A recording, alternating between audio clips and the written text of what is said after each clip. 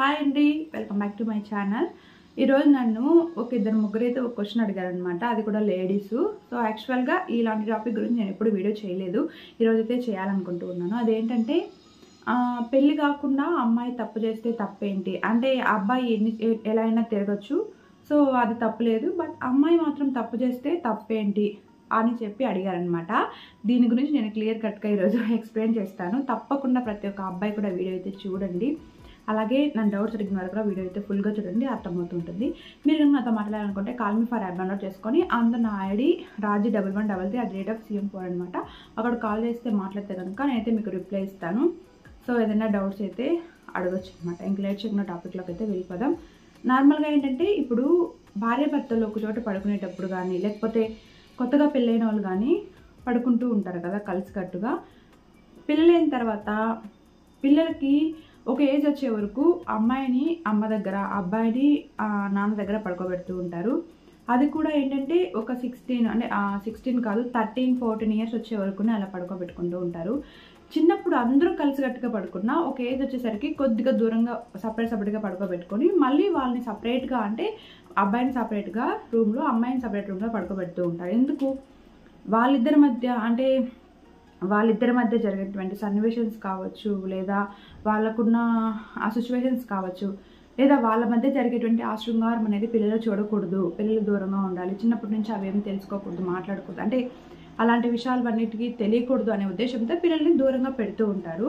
So అదే విషయానికి వచ్చేటట్టుగా ఏంటంటే అబ్బాయి చాలా రకాలుగా తిరుగుతూ ఉంటారు, చాలా రకాలుగా చేస్తూ ఉంటారు. ఇప్పుడున్న జనరేషన్లో తీసుకున్నట్టయితే చాలామంది అబ్బాయిలు మాస్టర్బేషన్ కానీ, లేదా కంట్రోల్ చేసుకోలేని సిచ్యువేషన్లో బయట అమ్మాయిల దగ్గరికి వెళ్ళడం కానీ, లేదా అమౌంట్ ఇచ్చి వెళ్ళడం, ఇలాంటివి చాలా వరకు మనం చూస్తూనే ఉన్నాం ఇప్పుడున్న జనరేషన్లో.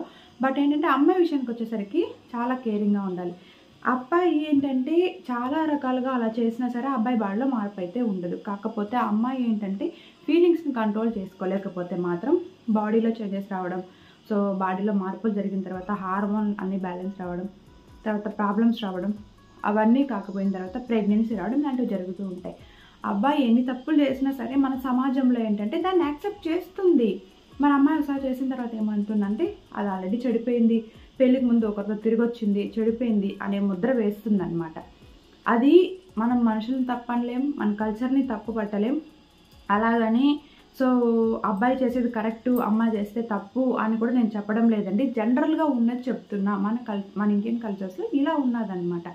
కాబట్టి అబ్బాయికి ఎంతమందితో ఎన్నిసార్లు కలిసినా ఎలాంటి ప్రాబ్లం ఉండకపోవచ్చు. బట్ ఏంటంటే అమ్మాయికి మాత్రం బాడీలో అప్పటికప్పుడు చేంజెస్ అయితే వచ్చేస్తూ ఉంటాయి. దీనన్నిటికంటే ముఖ్యమైన విషయం ఏంటంటే ఒక్కసారి ఫుడ్ తినిన తర్వాత, అంటే దానికి మీరు అలవాటు పడిన తర్వాత అమ్మాయి అయినా అబ్బాయి అయినా సరే మళ్ళీ తినాలనిపిస్తూ ఉంటుంది, మళ్ళీ ఆకలి అవుతూ ఉంటుంది. సో అలా మళ్ళీ ఆకలి అవుతూ ఉన్నప్పుడు తింటూ ఉంటే కనుక ఏమవుతుందంటే రోజుకి ప్రెగ్నెన్సీ రావడం, లేకపోతే ఆ తినిన ప్లేట్లో, అంటే కలిసిన అబ్బాయితో పెళ్లి కాకపోతే మాత్రం చాలా ప్రాబ్లమ్స్ వస్తాయి. అదందరికీ తెలిసిందే. సో ఇంకొకరు పెళ్లి చేసుకోకపోవడం, ఇవన్నీ కూడా జరుగుతూనే ఉంటాయి.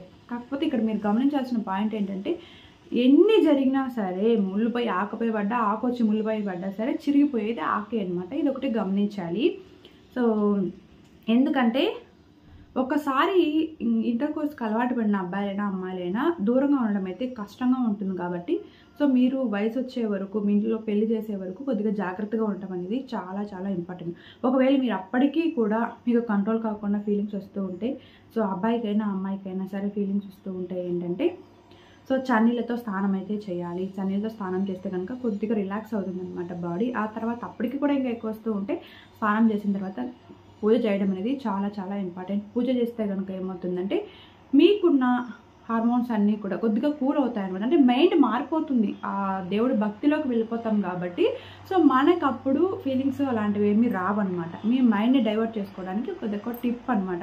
అబ్బాయి విషయానికి వస్తే ఏంటంటే, సో బయట వాళ్ళతో మనం చాలా రకాల వీడియోస్లో చూస్తూనే ఉంటాం. ఒక అమ్మాయి 40 మెంబర్స్కి ఎయిడ్స్ అనేది అంటించింది అనేది చూస్తూనే ఉన్నాం కదా.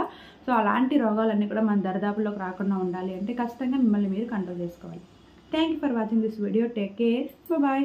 ఈ వీడియో ఇంట్రెస్టింగ్గా అనిపించిందా లేదా కమెంట్ చేయండి. ఇలాంటి వీడియోస్ కావాలనుకుంటే కూడా తప్పకుండా కమెంట్ చేయండి. ఎందుకంటే వాళ్ళు అడిగే క్వశ్చన్స్ మీకు నేను వీడియోస్ రూపంలో అందిస్తూ ఉన్నాను.